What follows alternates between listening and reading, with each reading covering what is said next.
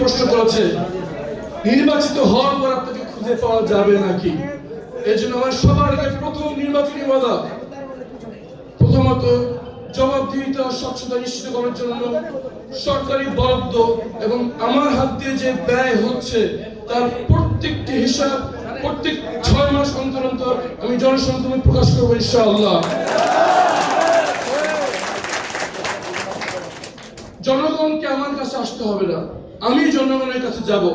প্রত্যেক 3 মাস অথবা 6 মাস অন্তর অন্তর আমি নিজেকে জনগণের সামনে পেশ করব এবং সেই অনুষ্ঠানের নাম হবে জনতার মুখোমুখি ব্যারিস্টার মা।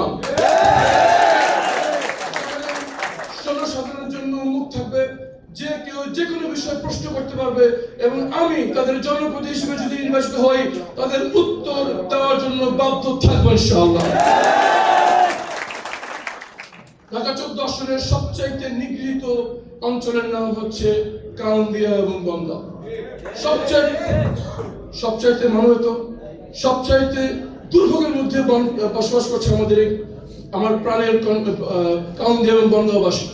আমার অন্যতম ওয়াদা, অবিলম্বে সেখানে একটি ব্রিজ নির্মিত হতেই হবে ইনশাআল্লাহ। যদি ব্রিজ নির্মাণ হয়, সরাসরি সড়ক যোগাযোগ স্থাপন হয়, সেখানে কলকারখানা গড়ে উঠবে, কর্মসংস্থান গড়ে উঠবে। কিন্তু আমার কাউন্দিয়া এবং বনগাঁবাসীর অন্যতম প্রয়োজন একটি হাসপাতাল। ইনশাআল্লাহ কাউন্দিয়াতে একটি সরকারি হাসপাতালের জন্য আমরা উদ্যোগ গ্রহণ করবো ইনশাআল্লাহ। এবং যদি ব্রিজ স্থাপন হয় এবং বনগাঁও সাথে, এখন বনগাঁওতে যেতে মিনিমাম 2 ঘন্টা সময় লাগে মিরপুর থেকে, যদি ব্রিজ স্থাপন হয়ে যায় এবং সড়ক যোগাযোগ স্থাপন হয়ে যায় তাহলে মিরপুর থেকে বনগাঁওতে যেতে লাগবে মাত্র 15 মিনিট এবং একই সাথে বনগাঁওর অর্থনৈতিক চেহারা বদলে যাবে চোখের নিমেষে ইনশাআল্লাহ। আমাদের অন্যতম প্রাণের জায়গা তরুণরা, এই তরুণদের প্রাণ কেন্দ্র হচ্ছে বাংলা কলেজ। এই বাংলা কলেজকে অন্য কলেজের সাথে একটি বিশ্ববিদ্যালয় নয়, বাংলা কলেজ একটি স্বতন্ত্র বিশ্ববিদ্যালয়।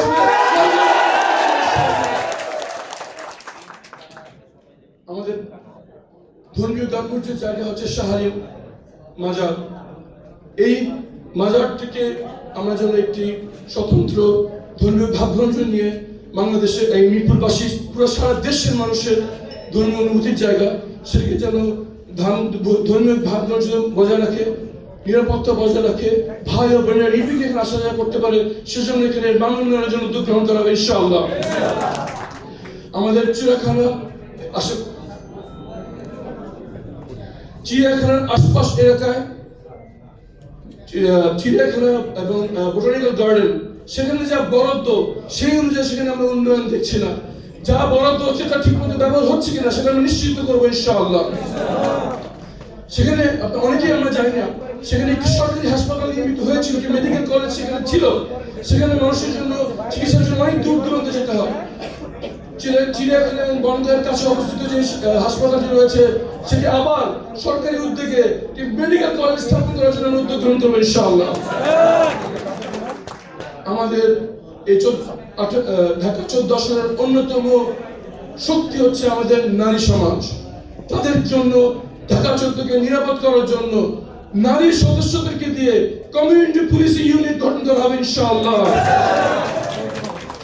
আমাদের নারীদের জন্য বাজার এবং পাবলিক স্পেসে যে পাবলিক টয়লেট রয়েছে সেটা তাদের জন্য ব্যবহার করার একেবারে অসম্ভব হয়ে যায়, সেখানে তাদের জন্য বিশেষায়িত পিঙ্ক টয়লেট বা নারী বান্ধব টয়লেট স্থাপন করার জন্য উদ্যোগ গ্রহণ করবো আমরা ইনশাআল্লাহ। আমরা যদি আমাদের বিস্তারিত আরো বলতে চাই অনেক সময় লেগে যাবে, আমি শুধু একটু বলতে চাই আমাদের মিরপুরবাসী একটি অন্যতম ক্যান্সার নামক জিনিস হচ্ছে প্রকাশ্য এবং নীরবে চাঁদাবাজি। সবাইকে সাক্ষী রেখে ওয়াদা করছি আমি এখন পর্যন্ত কোনো চাঁদা গ্রহণ করিনি এবং যে কয়েকদিন আমি জীবিত আছি ইনশাআল্লাহ এই ব্যাপারে আমার কোনদিন কারো কাছ থেকে চাঁদা নেবে না ইনশাআল্লাহ। এবং যদি আপনাদের সমর্থন নিয়ে দায়িত্ব পালনের সুযোগ হয় তাহলে ইনশাআল্লাহ আর কাউকে এই ঢাকা 14 চাঁদাবাজি করতে দেওয়া হবে না ইনশাআল্লাহ। নীরবে চাঁদাবাজি, বিশেষ করে আমাদের নিগৃহীত দুর্বল জনগোষ্ঠী যারা রয়েছেন তাদেরকে চাঁদাবাজি করে তারা বলতেও সাহস পায় না, এই জন্য তারা যেন তাদের চাঁদাবাজির ঘটনা আমাদেরকে অবহিত করতে পারে এই জন্য একটি অ্যাপ আমরা লঞ্চ করবো যার নাম আছে পাহারাদার অ্যাপ। এই অ্যাপের মাধ্যমে পরিচয় গোপন করে করে যে কোনো চাঁদাবাজি ঘটনার প্রমাণ ভিডিও সহ আমাদেরকে অবহিত করবেন এবং 24 ঘন্টার মধ্যে আমরা ব্যবস্থা গ্রহণ করবো ইনশাআল্লাহ। যারা চাঁদাবাজির সাথে সম্পৃক্ত হয়ে গিয়েছেন, পেশাদার চাঁদাবাজি হয়ে পড়েছেন, তাদের পুনর্বাসনের জন্য, তাদের জন্য সম্মানজনক কাজের ব্যবস্থা করবো আমরা ইনশাআল্লাহ। আমাদের বিস্তারিত সকল ওয়াদা সহ খুব শীঘ্রই আমরা একটি পূর্ণাঙ্গ ইশতেহার আপনাদের সামনে প্রকাশ করব এবং ইনশাআল্লাহ তার অক্ষরে অক্ষরে বাস্তবায়ন করার জন্য আমাদের সর্বশক্তি নিয়োগ করবো ইনশাআল্লাহ। আমাদের সর্বশেষ ওয়াদা, এতগুলো বুক হারানোর বিনিময়, এতগুলি ছাত্রছাত্রীর চোখ বা হাত হারানোর বিনিময়ে আমরা যে দ্বিতীয় স্বাধীনতা পেয়েছি, যে শহীদের জন্য আমরা গণতান্ত্রিক অধিকার ফিরে পাচ্ছি ইনশাআল্লাহ, আমার ওয়াদা এই যে জুলাই সনদ, এই জুলাই সনদ যেন স্থানীয় এবং জাতীয়ভাবে অক্ষরে অক্ষরে বাস্তবায়ন করা হয়, এর জন্য আমরা সর্বাত্মক চেষ্টা এবং যদি না হয় তাহলে আন্দোলন করবেন ইনশাআল্লাহ। এবং জুলাই নির্বাচনের জন্য যে আচরণবিধি দেওয়া হয়েছে সরকারের পক্ষ থেকে, তা আমি আপনাদের সামনে ওয়াদা করছি আমি এবং আমার সহকর্মীরা অক্ষরে অক্ষরে পালন করবে ইনশাআল্লাহ। এবং যদি কোথাও আমাদের কোনো ব্যত্যয় ঘটে এবং প্রশাসন বা জনগণের কাছ থেকে যদি আমাদের কাছে ডিস্ট্রাকশন করা হয়, আমরা 24 ঘন্টার মধ্যে তা সংশোধন করে দেবো ইনশাআল্লাহ। সবাইকে আহ্বান জানাবো, এত শহীদের রক্তের বিনিময়ে যে আমরা নতুন স্বাধীনতা পাচ্ছি, আসুন এই সুযোগকে ব্যবহার করে আমরা একটি নতুন বাংলাদেশ আমরা গড়ে তুলি, যে বাংলাদেশে থাকবে না দুর্নীতি, থাকবে না কালো টাকার প্রভাব, থাকবে না পেশা শক্তির ব্যবহার, থাকবে না চাঁদাবাজি, প্রকাশ্যে বিক্রি হবে না মাদক ইনশাআল্লাহ। আসুন সবাই মিলে করি নতুন বাংলাদেশ।